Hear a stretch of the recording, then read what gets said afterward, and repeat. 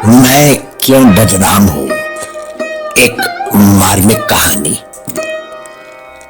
राजा शर्मा जी द्वारा लिखित उनकी ही आवाज में ये कहानी आपको अंदर तक हिलाकर रख देगी और आप सोचने को मजबूर हो जाएंगे कि क्या ऐसे भी बाप होते हैं इस दुनिया में।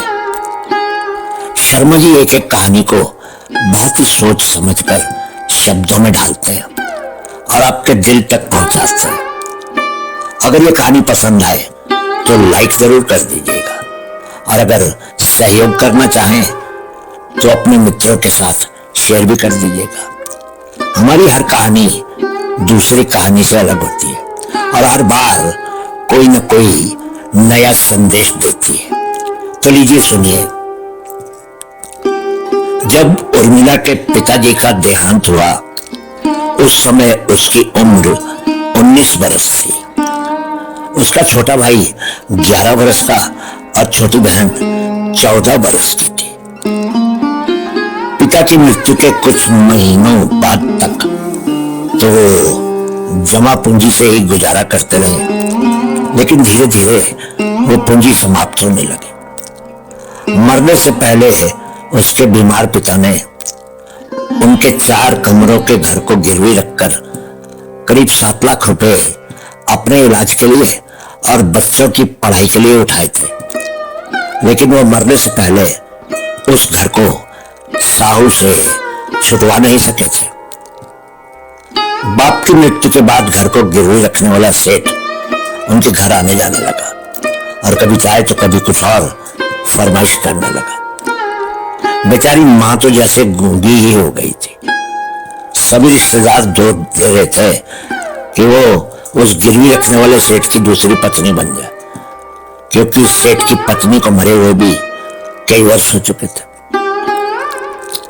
आखिर रिश्तेदारों के दबाव में आकर उर्मिला की मां ने फिर से उस सेठ के साथ घर बसा लिया था, लेकिन धीरे धीरे उस सेठ के मन की बात खुलकर सामने आने लगी।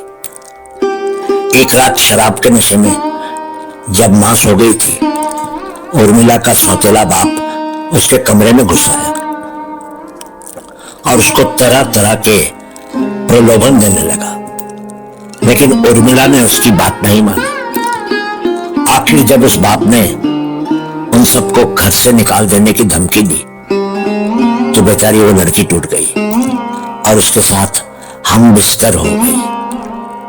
अब तो हर रात यही सब कुछ होने लगा, लेकिन न तो उर्मिला की मां को और न किसी और को इस बात की भनक पड़ी कि उर्मिला ने अपने भाई बहन और मां को सुरक्षित रखने के लिए खुद को उस सौतेले बाप के आगे बेचना शुरू कर दिया। सौतेला बाप उसको काफी पैसे भी देने लगा था, जिनको वो चुपचाप अपने बैंक के खाते में सुरक्षित रख देती थी। 3 वर्षों के बाद जब उर्मिला को लगने लगा कि अब उस सौतेले बाप की नजर उसकी छोटी बहन पर थी, तो वो बुरी तरह से कांप गई। आखिर एक दिन वो अपनी बहन को लेकर थाने पहुंच गई और अपने सौतेले बाप के खिलाफ रिपोर्ट दर्ज करवा दी।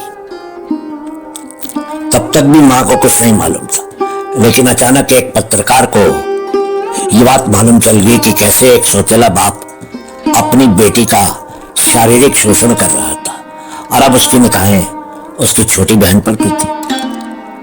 उर्मिला ने अपनी छोटी बहन को पुलिस और पत्रकारों से दूर रखा और उसको दूर के स्कूल के हॉस्टल में डाल दिया। सौतेले बाप को एक रात पुलिस पकड़ कर ले गई, लेकिन पैसे के बल पर वो छूट कर आ गया। लेकिन एक रात शराब के नशे में उस बूढ़े सेठ का न जाने कैसे हृदय परिवर्तन हुआ कि उसने फांसी पर लटक कर घर में ही अपने जीवन का अंत कर लिया। अंतिम संस्कार का सारा प्रबंध उर्मिला ने ही किया, लेकिन सिर्फ कुछ ही रिश्तेदार आए जो सच में ही उस परिवार के साथ सहानुभूति रखते थे।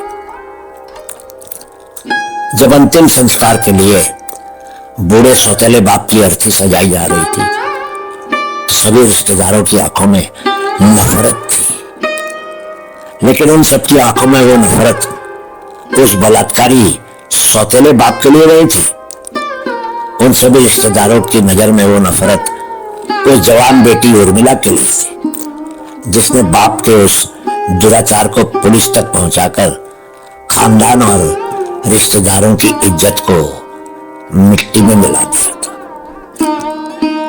संस्कार के बाद रिश्तेदार उर्मिला को भला बुरा कहने लगे, लेकिन उर्मिला ने जलती हुई चिता की तरफ मुंह करके घृणा से थूक दिया और सब लोगों को हैरान छोड़कर बस में बैठकर उस शहर की तरफ चल दी, जहां से उसको अपनी छोटी बहन को अब घर वापस लाना था।